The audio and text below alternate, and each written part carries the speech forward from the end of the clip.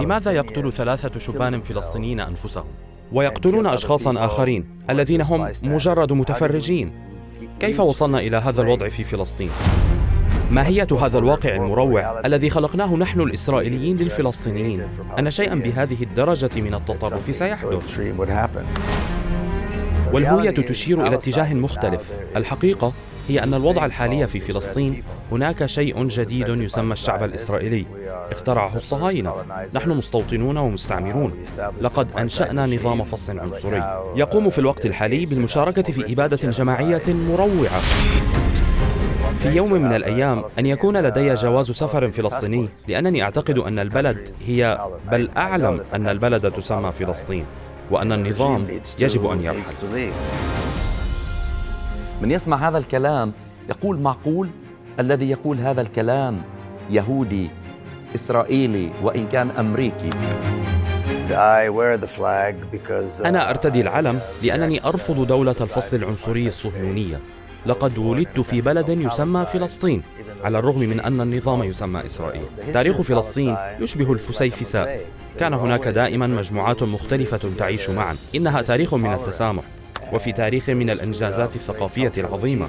إنه تاريخ من الازدهار.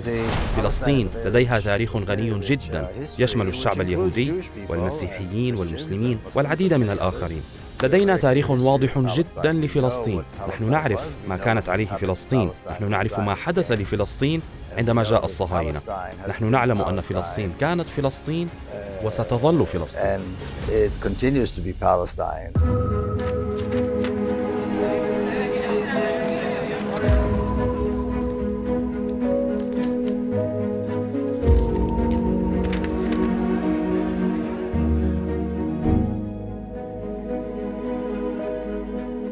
حين يخرج الصوت من قلب التجربة وبلسان المجرب، يكون صداه أكثر انتشارا ووقعه أشد أثرا. حين ينتصر الضمير الأخلاقي على الولاء الأعمى وتغلب الحقيقة الأسطورة، يخرج الكلام محكما وأنيقا بلا أدوات تجميل وبلا عناء في اختيار المفردات. ولعل أصعب المعارك بين الضمير والحقيقة من جهة، والسرديات المختلفة والتزييف من جهة أخرى، هو حين يتعلق الأمر بالقضية الفلسطينية وحق الفلسطيني في أرضه، نظراً لما قد يدفعه المرء من ثمن جراء انتمائه للضمير وانسلاخه عن ولاء يكتشف أنه وهم قائم على إلغاء الآخر.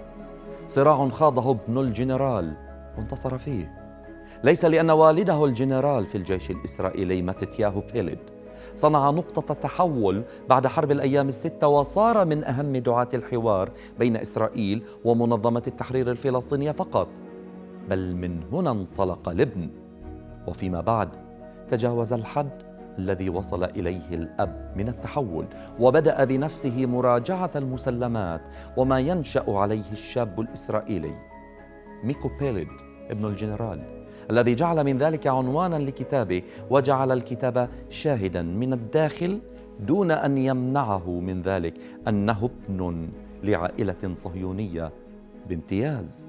أهلا بكم في 50 دقيقة.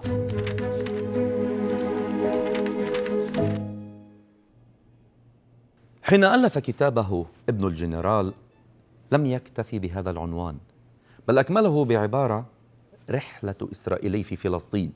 فأراد من البداية أن يقول للقارئ بأن هناك أرضاً تسمى فلسطين على نقيض ما تريده إسرائيل من تسميات، ولم يقصد أن يصدم بأفكاره وقناعاته كثيراً من مجتمعه بقدر ما أراد لنفسه صحوة من السرديات التي حيكت خدمة لمشروع سياسي هو نفسه يراه مشروعاً استعمارياً. أرحب بضيفي من واشنطن الكاتب والناشط السياسي ميكو بيلد ابن الجنرال في 50 دقيقة. سيد ميكو، أهلا بك معنا في 50 دقيقة.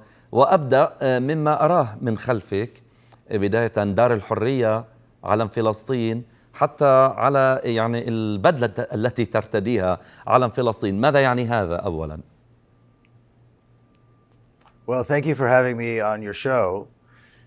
We are in Palestine House of Freedom, Dar al-Hurriya, here in Washington, D.C. We established this over a year ago.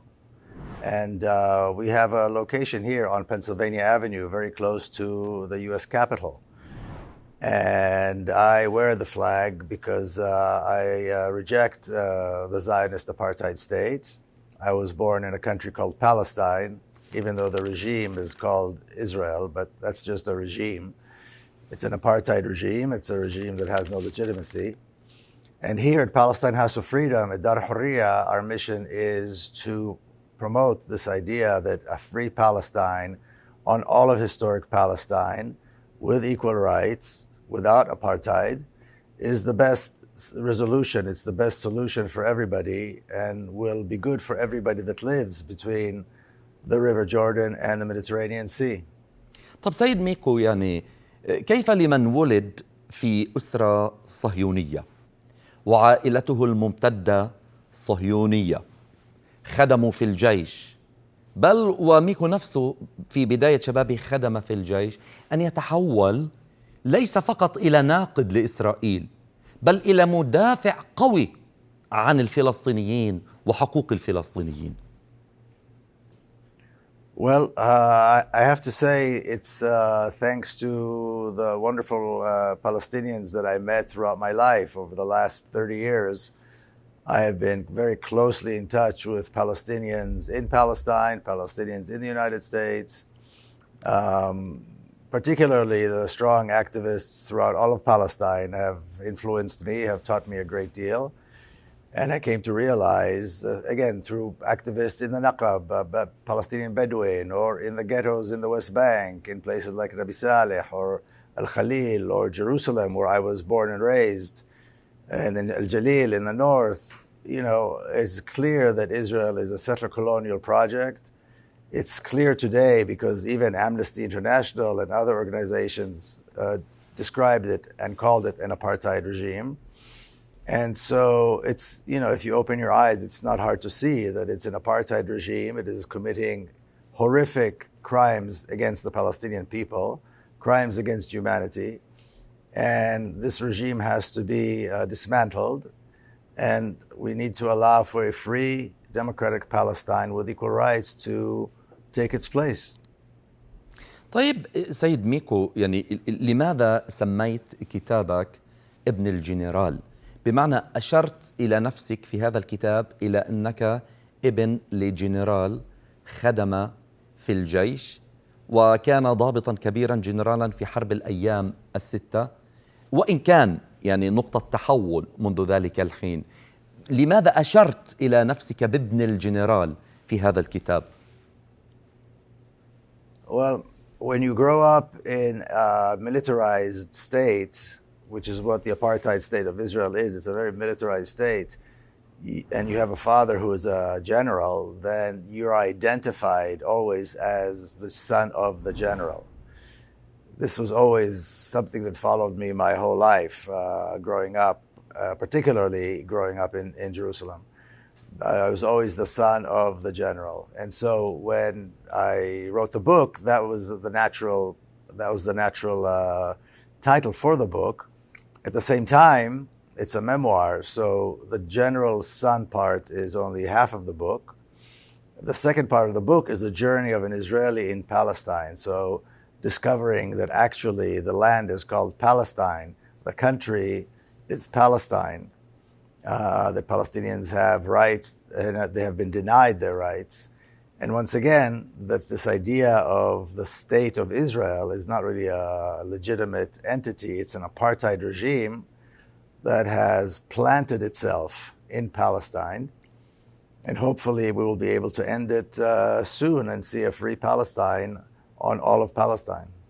طب عندما قلت في الكتاب أو سميته ابن الجنرال رحلة إسرائيل في فلسطين، إذن أنت تعمدت أن تقول في فلسطين وليس كما تحاول يعني إسرائيل تسميات ضفة غربية، يهودا والسامرة، أو على الأقل كما يسمى في بعض الإعلام العربي الأراضي الفلسطينية. أنت أردت أن تقول رحلة إسرائيل في فلسطين، قصدتها. Yes, absolutely. The division of different parts of Palestine into West Bank or Gaza and so forth. These are artificial divisions that were created by the occupier. They're created by the apartheid state. It's all Palestine. What we have is we have the concentration camp of Gaza, which is the Gaza Strip. It's really, now it's a death camp, not just a concentration camp. We have ghettos where 3.5 million Palestinians live in what used to be the West Bank, because there's no more West Bank. We have some 300,000 Palestinian Bedouins living in horrific conditions in the Naqab, which is the entire southern half of Palestine. The same thing in Jerusalem and in Lid and Ramle and Haifa and all the different cities throughout the country. Palestinians are living under a regime of terror. It's not just an apartheid regime, it's a genocidal regime. So they are living under a regime of terror. But the country, like I said before, is Palestine. The regime is Israel. And like other apartheid regimes in history, it needs to be removed and replaced with a real free Palestine, liberated Palestine with equal rights, with full rights for Palestinians, the right of return for the refugees, and so forth. أنا سآتي إلى تفصيل أكثر عن يعني قناعاتك وما تحاول أن توصله للآخرين من حال وهو فلسطين. لكن قبل ذلك يعني سيد ميكو اسمح لي أن أسأل هذا السؤال. عادة هناك حادثة معينة، ظرف معين تغير من قناعات الشخص. أنا أعرف أنه عندما اجتاحت إسرائيل جنوب لبنان عام 82 كنت في بداية خدمتك العسكرية، ثم استقلت وكنت في القوات الخاصة. لكن بحسب ما يعني قرأت عنك وأنا أتابع كثيرا ما تقول، أنه حادثة مقتل ابنة شقيقتك سمدار في عملية فلسطينية في القدس عام 97 هي التي كانت نقطة التحول الحقيقية بالنسبة لميكو بيلد. Yes, of course. You're absolutely right. I mean, to change our point of view in a radical way, and the way we view the world in a radical way, is usually the result of something terrible. And you're right, that was a terrible thing when my 13-year-old niece, my sister's little girl, was killed, along with others. And if we stop and think for a moment, rather than see it as part of, the general violence, but if we stop and think, why would 3 young Palestinians kill themselves and kill other people who are just bystanders? How did we reach this place in Palestine? How did we reach such a condition where 3 young men will do something like this? What kind of horrific reality did they have to go through in order to do something like this? What have we done to them? And that began really my journey. That was the beginning of my journey, trying to understand what horrible reality we, the Israelis, created for Palestinians, that something so extreme would happen. And little by little, like I said, I began to meet more and more Palestinians and discuss with Palestinians, both in Palestine and Palestinians in the diaspora, and to really understand what is actually happening in Palestine, the horrific crimes that the Israeli state, the Zionist state, was committing and still is committing in a very, very terrible way. But you're right, that was the turning point. هل صحيح أيضا حين شقيقتك قالت أنه لولا وجود احتلال وإذلال للفلسطينيين وإهانات أيضا لما فقدت ابنتي؟ Yes, she blamed. It was interesting that Benjamin Netanyahu was the prime minister at that time as well. And yes, she said he is responsible, the Israeli government is responsible for the death of their daughter because of the horrible things that are being done to Palestinians, because of the occupation, because of the apartheid, etc. طب سيد ميكو يعني اسمح لي أن أدخل في بعض التفاصيل عن حياتك، لأنه مهم للقارئ العربي أن يعرف أنه هناك يهود سواء كانوا إسرائيليين أو أمريكيين هم من أشد المناصرين يعني للقضية الفلسطينية وللحق الفلسطيني، وهذا واضح يعني مما يراه سواء من خلفك أو على يعني السترة التي ترتديها. عندما دخلت في الخدمة العسكرية وآثرت أن تخدم في القوات الخاصة. حينها لماذا؟ يعني ماذا كان حلمك أن تكون؟ Well, I was raised in a very Zionist family. So, and like you said, my father was a general. So when you are raised like that, the army is like, the army is everything. And so you are trained to think that you want to go to the army, that being in the army is very glamorous and heroic and so on. It's not until you're inside it that you realize how terrible it is. And like you said in the introduction earlier, the last year of my service was during the Israeli invasion, the criminal invasion of southern Lebanon, and then the massacres that we saw in Sabra and Shatila. And so, yes, I thought the Israeli army was a moral army, that it was fighting for a good cause and so on. I believed the Zionist story completely. Again, having been raised in such a very strong patriotic family, it was natural for me to think that way. طيب في فترة ما يعني بعد بدء تغير قناعاتك في عام 82 عندما اجتاحت إسرائيل لبنان إلى عام 97 كان خليني أقول فترة هدوء بالنسبة إليك، ثم عاد نشاطك السياسي ونقطة التحول الكبرى في عام 97. هذه الفترة بين 82 و 97 كيف ممكن أن تصفها؟ I was not involved in the issue at all. I mean, I did not deal with the issue. I'd already left Palestine. I was living in different countries. I was studying. It was not really something that I was involved in. Like you said, until September of 1997. And then even then, it took a couple of years before I really got engaged seriously in the issue. طيب يعني ربما أصعب ما يمر به الإنسان هو أن يكون هناك صراع بين الضمير الأخلاقي والانتماء والهوية أو الهوية. لدى السيد ميكو بيليد الضمير الأخلاقي هو الذي انتصر. في هذه الحالة ما مصير المهزوم أي الانتماء الهوية بالنسبة إليك؟ Yes, you're absolutely right. There was an intersection, and it was obvious that the moral compass was pointing one way and the identity was pointing a different way. The reality is in Palestine that now there is this new thing called Israeli people. It was invented by the Zionists. We are settlers, colonizers. We established an apartheid regime. Right now, they're engaged in a horrific genocide in the Gaza death camp. However, the reality is that there are about 6 or 6.5 million of these settlers, Israelis, who are settlers or the children of settlers like myself, who are living there, like the whites in South Africa. You know, they're not organically from there, but when South Africa was liberated, they were there. They're part of the new reality. And so when you ask me where I'm from, I say I'm from Palestine. I believe, again, I reject the regime, I reject Zionism completely.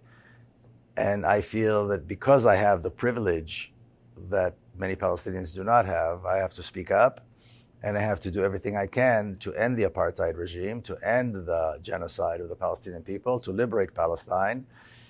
And then one day to have a Palestinian passport, because I think the country is I know that the country is called Palestine, and the regime needs to leave.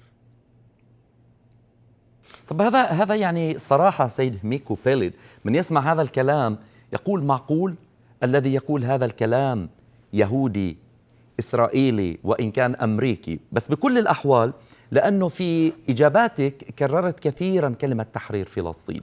طيب إذن ما نظرتك لحل الصراع؟ يعني دولة فلسطينية يعيش فيها اليهود مع الفلسطينيين بالتساوي بمساواة؟ Of course, I mean, Palestine, the history of Palestine is like a mosaic. There were always different groups who lived together. It's a history of tolerance. And it's a history of great cultural achievements. It's a history of prosperity. Palestine has a very rich history, which includes Jewish people and Christians and Muslims and many others, and many other groups, like a mosaic.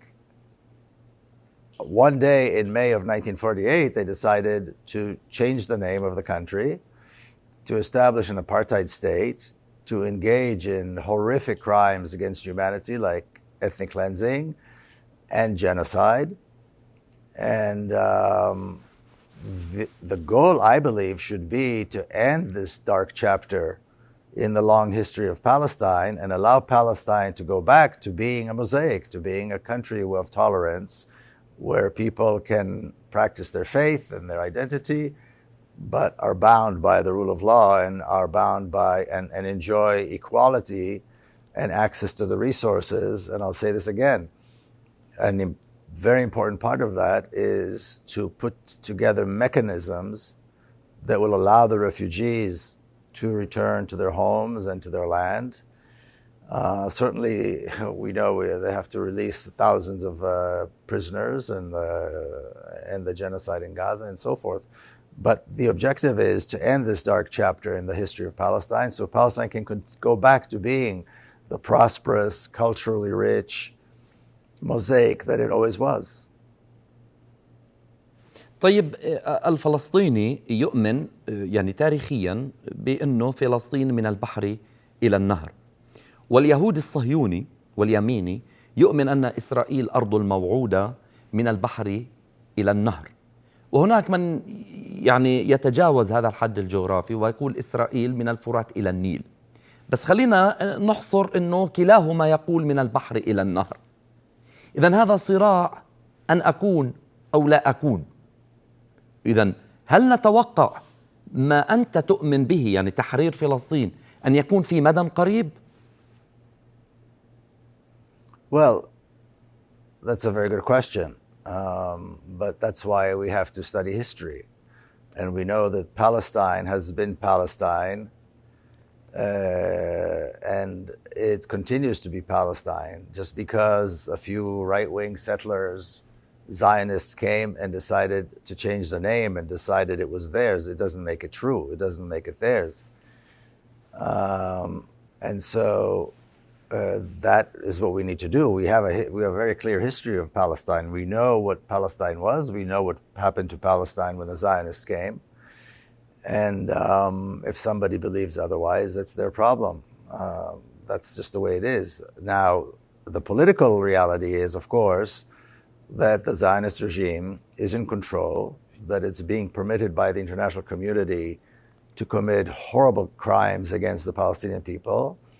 There is no guarantee for the safety and security of the Palestinian people. No one is protecting them. They have no one to go to, as we can see for the last 2 years, this horrific genocide. So the international community, people around the world, need to continue what I believe has been a global intifada since October 7, to support the Palestinian cause and to bring about an end to this chapter. So people around the world, people of conscience, need to push their governments to punish Israel by imposing severe sanctions, by closing diplomatic missions, by boycotting Israeli delegations and teams to the Olympics and so on, and bring down the apartheid regime through this kind of pressure. And that's the reality. That's the only way it's going to happen. Again, the fact that some right-wing Zionists decided to take Palestine and give it a new name and decide that it's all theirs doesn't make it true. Palestine was Palestine, and it will be Palestine, like the poet said. حل الدولتين أراك غير مؤمن فيه. كيف نقرر من سيحصل على الدولة الصغيرة ومن سيحصل على الدولة الكبيرة؟ وفي الحقيقة عندما تفكر في الأمر، ما هي المزايا؟ ما هي فوائد حل الدولتين؟ لا أعرف ما هي. يعني أن منظمة التحرير عندما دخلت في مفاوضات أوسلو دخلت في خدعة؟ لا يمكنك التفاوض مع شخص يحاول إبادة شعبك. لا يمكنك التفاوض. لم يتفاوضوا مع هتلر، أليس كذلك؟ كان هناك سبب لعدم تفاوضهم مع هتلر والنازيين. كان لابد من إزالتهم تماما من السلطة، كان لابد من هزيمتهم. نظام الفصل العنصري، أنظمة الإبادة الجماعية من هذا النوع، لا مجال للتفاوض معها، يجب تفكيكها. ولذلك تظاهروا بأنهم يساريون، تظاهروا بأنهم مؤيدون للسلام. الفلسطينيون يدفعون ثمنا باهظا عندما ينتفضون. نحن نعلم أن أطفالهم يقتلون وهم يقتلون، ولكن الجلوس هنا في واشنطن العاصمة وأقول إنني أدفع ثمنا سيكون أمرا غير صادق. كل شخص في العالم لديه ضمير يحتاج إلى الوقوف من أجل فلسطين. عليه أن يبذل كل ما في وسعه للوقوف في وجه الإبادة الجماعية، لوقف نظام الفصل العنصري وتحرير الشعب الفلسطيني. سيد ميكو، كثير من المفكرين الآن والفلاسفة والمؤرخين اليهود الإسرائيليين أيضا منهم اللي بدأوا يتنبأوا ببداية تفكك إسرائيل. منهم من أعطاها مثلا خلال 30-40 سنة، لكن حضرتك تسبق غيرك، تقول إنه تفكك إسرائيل بأسرع مما نتوقع. كيف؟ على أي أسس مثلا ممكن الاعتقاد بذلك؟ It's going to take as long as we allow it. In other words, the apartheid and the genocide will continue until we, people of conscience around the world, get together to support the liberation of Palestine. Now, having said that, the events of October 7th, when Palestinian fighters came out of one of the poorest places in the world, what they were able to do is they were able to paralyze and to create a lot of chaos in the apartheid state. And the apartheid state has not been able to recover, and it will never recover. So I think that was a first step in the dismantling of the apartheid state. Israeli society, as we can see, is torn apart completely. They are protesting against each other. They are speaking against each other. They are threatening one another. The political system is falling apart. The judicial system is falling apart. The education and medical systems are falling apart. In other words, the healthcare system. This was a momentous occasion in the fight against apartheid. And so I think the pressure from the outside needs to grow. And at the same time, the implosion from inside, where the society itself is breaking apart, where the state itself is breaking apart. And we know from October 7th, and also we know this, especially Egyptians know this, from October 6th, 51 years ago, that the Israeli military is really just a paper tiger. It is incapable. It is incompetent. We saw it on October 6, 1973. We saw it again on October 7, 2023. And that includes the intelligence services and so forth. They're completely incapable, incompetent. And that's why both of those times, there was success. Granted, October 7th was, just 2023 was very effective. And to this day, the apartheid state has not recovered, and I believe it won't recover. So the pressure from the inside, the pressure from the outside, and it's up to us who live on the outside to continue the pressure from the inside. And the harder we work, the sooner this will happen. I don't think we need to wait a decade or 2 decades or anything like that. We can make it happen.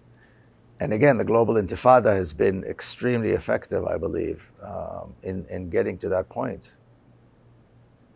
طيب، أنت تؤمن إذن بدولة فلسطين من البحر إلى النهر يعيش فيها الكل على نحو متساوي، لكن لو قلنا حل المؤقت، حل الدولتين، أراك غير مؤمن فيه، بل تراه خدعة وغير قابل.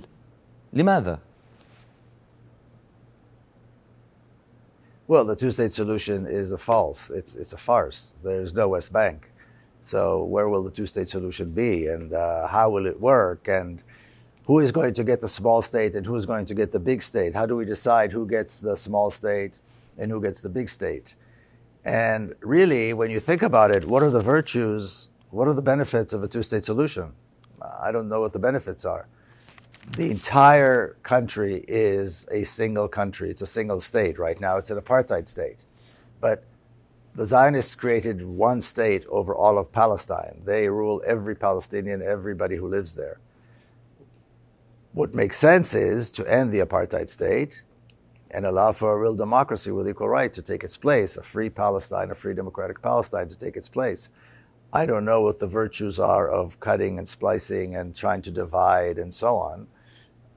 It's an impossible task and it makes absolutely no sense whatsoever. هل يعني هذا يعني أن منظمة التحرير عندما دخلت في مفاوضات أوسلو دخلت في خدعة؟ ما كانت تدرك أن هناك خدعة بالتالي؟ Well, I think the Oslo Accords were a disaster, of course, as we know. The results of the Oslo Accords are exactly what we're seeing now, this disaster in Gaza and in other parts of Palestine. Yes, it was a terrible, terrible thing. It was a terrible mistake. يعني بدي أفهم أكثر إنه هل كان فخ، يعني خلينا نسلسل الأمور. إسرائيل من خلال المفاوضات وافقت على عودة قيادات فلسطينية من منظمة التحرير، لكن هذه القيادات اغتالتها إسرائيل سواء في الضفة الغربية أو في غزة. As far as the apartheid state is concerned, the Oslo Accords succeeded because it gave them more control over Palestine, more control over the Palestinians' lives. And they had somebody who was doing some of the simple administration. Why the Palestinian leadership at the time decided to go ahead with it, to go along with it, I don't know. I mean, you have to ask them. I have no explanation for that. But negotiating with an apartheid genocidal regime never works. It's never worked and it will never work. You cannot negotiate with someone who is trying to annihilate your people. You cannot negotiate. They did not negotiate with Hitler, right? There was a reason why they did not negotiate with Hitler and with the Nazis. They had to be completely removed from power. They had to be defeated. And this is true for other regimes as well. Apartheid regimes, genocidal regimes of this sort, there's no room to negotiate. They have to be dismantled. They have to be brought to their knees and replaced with a real democracy. طيب بخصوص مثلا بداية لتفكك إسرائيل، هل الصراع بين المتدينين الآن وما بين العلمانيين قد يكون سبب من أسباب هذا التفكك؟ It could be. I mean, Israeli society is a myth. There's no such thing as Israeli society. It's a bunch of different groups that were tied together with tape. You know, it's not a society. And if we're talking about the ultra-Orthodox religious community, they always rejected the idea of the Zionist state. And we know now, still today, they refuse to serve in the military. They protest very harshly against the attempts to bring them into the military. They go to jail, they get beaten, and so on. And they say, you know, we are here to worship. We're not here to have a state as religious Jews, because according to the Jewish law, Jews are not allowed. They're prohibited from having sovereignty in the Holy Land. The Holy Land is for worship, not for sovereignty.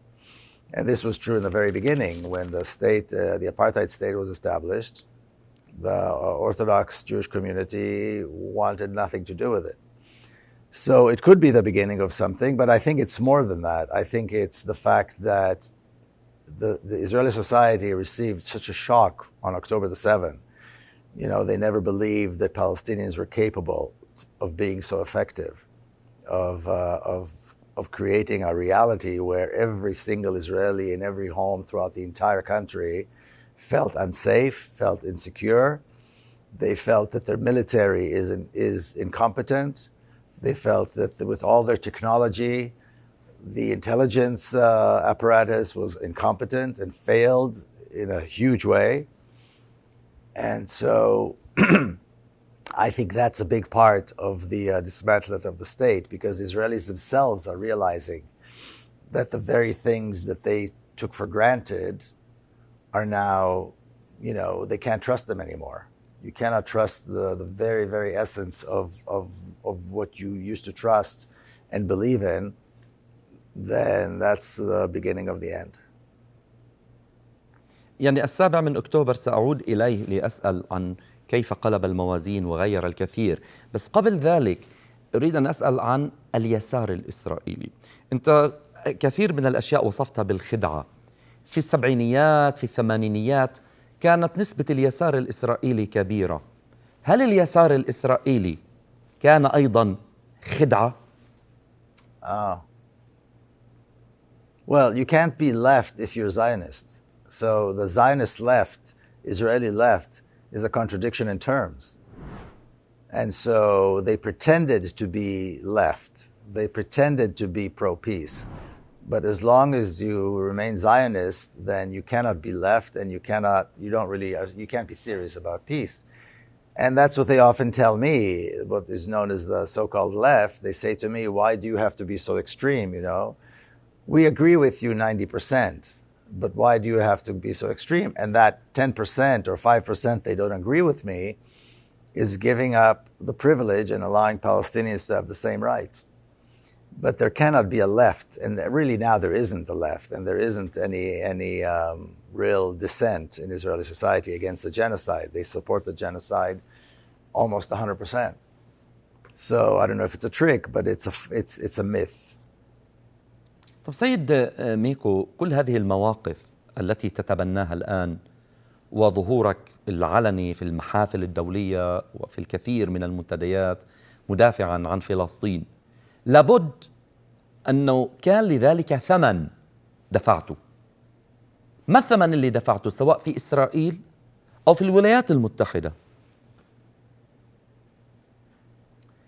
I think it wouldn't be honest of me to say that I paid a heavy price. I think, first of all, when you stand up and you support a cause, you expect to pay some price.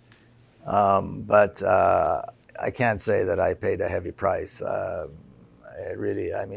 My life, I do exactly what I believe I should be doing. And this is, of course, I'm the director here or the president of Palestine House of Freedom. And I do everything I can every day to promote a free Palestine, to push for a free Palestine.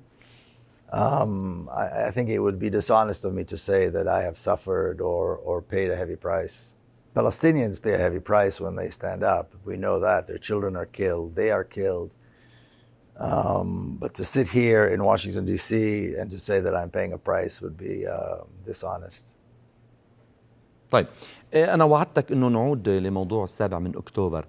إسرائيل روجت لسردية بأنه تعرضت إلى مذبحة، وروجت بأن هناك أطفال قطعت رؤوسهم وأحرقت جثثهم لتبرر ما فعلته في غزة.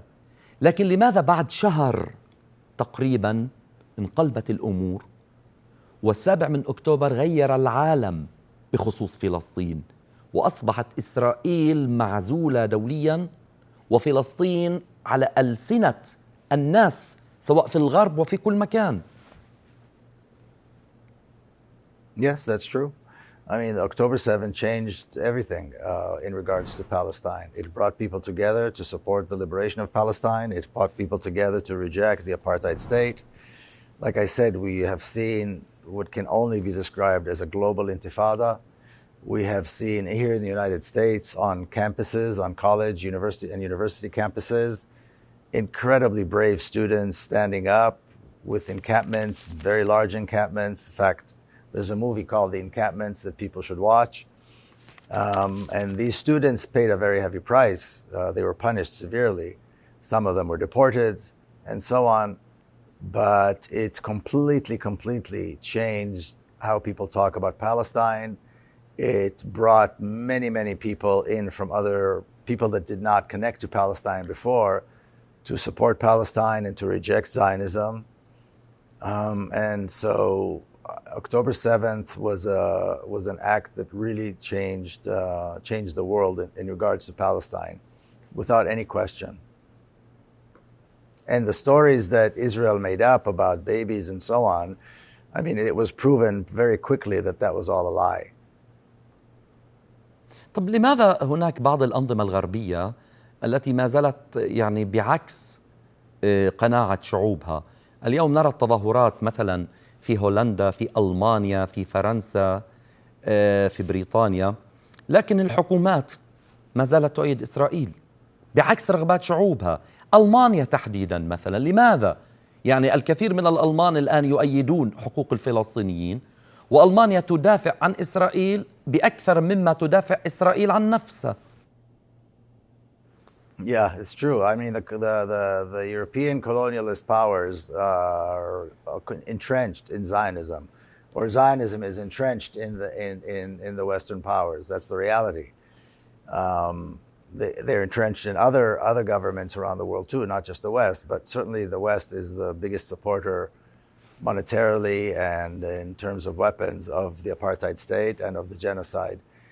And the only answer is for the people to do more. The people need to protest more. People need to go out in the streets more. People have to demand more from their governments. They need to demand a complete arms embargo. They need to demand severe sanctions. They need to demand closure of all diplomatic missions of the Zionist state. They need to demand boycotting the teams in the Olympics and so forth that come. We all remember in the last Olympics, there was a very brave young Algerian, Fathi. He was a competitor in judo. And when he was told he has to participate in a competition with the apartheid team, what did he do? He said no. He refused. They kicked him out of the Olympics. They kicked him out of judo. He ended his career completely, but he stood on principle. The thing is, it shouldn't be a price that he pays. The Olympic Committee should not allow the apartheid teams to participate at all. FIFA should not allow the apartheid teams to participate at all. Governments around the world should not allow the apartheid delegations to enter. This is the reality that, and in order to get there, the people have to push their governments. People have to push and pressure their governments until they do the right thing.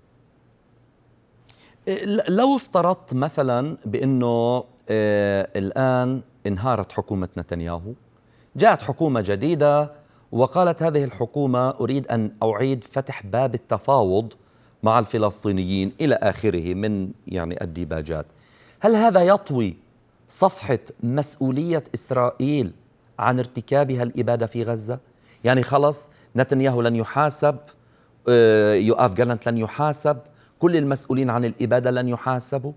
هذا الخوف سيد ميكو يعني لدى الكثيرين من الناس تحديدا الفلسطينيين. We have a history of 80 years of the Zionist states in Palestine. And when we look at these 80 years, or almost 80 years, it's very obvious that this scenario can never happen. There cannot be a Zionist government that will allow Palestinians their rights. It's an impossibility. The very essence of Zionism is racism and genocide of the Palestinian people. So to pretend that there could be one day some kind of a Zionist government that will negotiate with the Palestinians is it's like science fiction. It makes no sense. And the other side of it is, why in the world would Palestinians negotiate with their killers? So either way you look at it, it's not a scenario that is even remotely realistic. Zionism, like fascism, like other forms of racism and violence, need to be eliminated. There should be no tolerance for them anywhere, particularly, and certainly not in Palestine. Palestine needs to be liberated from Zionism, from apartheid, from genocide, and Palestinians should be allowed to live their lives free, to travel freely, to enjoy their country, to go back to their homes and to their land and so forth. طيب في الوقت الحالي الآن يعني ما دام في تطورات، ما رأيك في خطة الرئيس ترامب بخصوص وقف الحرب على غزة؟ Trump's plan is not to put an end to the war. Part of the plan says that the Gaza concentration camp, or what they call the Gaza Strip, but it's really a death camp, should be demilitarized. The Israeli military is still there. They talk about de-radicalization. Well, the Israeli government is just as radical as it was when it started the genocide. In fact, all Israeli governments have been radical. The killing of Palestinians has not ended. The oppression of Palestinians throughout all of Palestine has not ended. The restrictions on Palestinian refugees to return has not ended. So peace is the last thing that Trump is talking about. They managed to pause the genocide for a little bit, not completely, because Palestinians are being killed in other parts of Palestine and in the death camp. Palestinian children are still dying from starvation. They're still dying from injuries. They're still dying from dehydration. There are no hospitals. Israel controls what kind of aid can go into the death camp. Whereas what should happen is the death camp should be open completely. Gaza should be open so people can go to other parts of Palestine, because Palestine is a rich country. It has all the food and water and medicine that they need. They don't need aid to come from other countries and for Israel to say what is allowed and what is not allowed to go in. It's an absolutely absurd reality. If they care about the Palestinian people, if we're talking about rebuilding and rehabilitating and so forth, the Gaza Strip should be completely open. There should not be it's a concentration camp. It should be liberated completely, like the Nazi camps after World War II. They need to be liberated, and they should be allowed to access whatever they need, wherever they want to access it. They should be allowed to travel and walk freely, and they should be given aid, unlimited aid, not aid that is scrutinized by the very people who are committing the genocide. The people who are committing the genocide are saying what is allowed to go in, what is not allowed to go in. It's completely crazy. It makes absolutely no sense. Israel should not be controlling it. Palestinians should be controlling their own fate, and the entire restriction on the people that live in the Gaza concentration camps should be lifted completely. There should be no camp. Should be completely open. And by the way, the same for the ghettos in the West Bank, and the same for the people who live in Inqilab and in Jerusalem and so forth. Palestinians should be allowed to be completely free. So no, this is not a peace plan. This is some kind of a deal between Netanyahu and Trump to, glorify them or something. 50 دقيقة مرت ك5 دقائق. أنا آسف إن أطلت عليك، لكن هو 50 دقيقة. أخيرا، في أمل؟ يعني على الأقل في المدى المنظور يوجد أمل للفلسطيني أن يتنفس ولو قليلا من الحرية، أم الأمور حاليا إلى أسوأ، وخطة ترامب هي تتويج الآن لفكرة نتنياهو ومشروع نتنياهو؟ Let me say this as clearly as possible to anybody who's listening.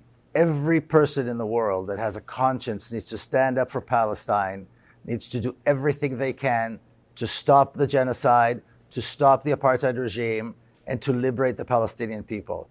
The hope is the people around the world. The hope are, of course, the Palestinians who are doing everything they can, but they cannot do it alone.